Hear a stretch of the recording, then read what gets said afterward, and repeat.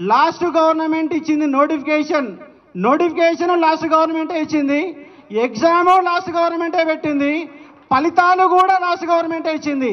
మరి మీరేమి ఇచ్చిరయ్యా అంటే పత్రాలు ఇచ్చిరు.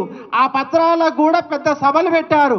మీరు ఇయర్ నోటిఫికేషన్కి మీరెట సభలు పెడతారు, మీరెట పత్రాలు ఇస్తారు.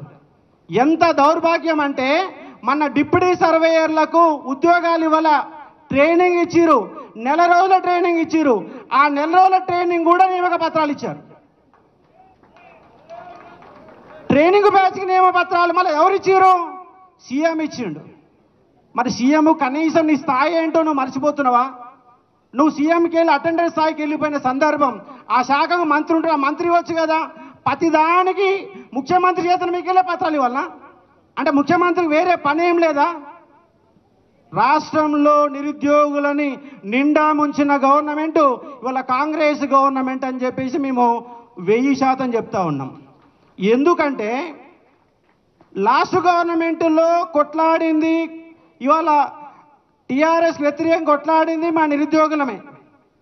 అయాల మోసపోయినాం, ఇవాళ గోసపడుతున్నాం. 100% ఇవాళ గోసపడుతున్నాం.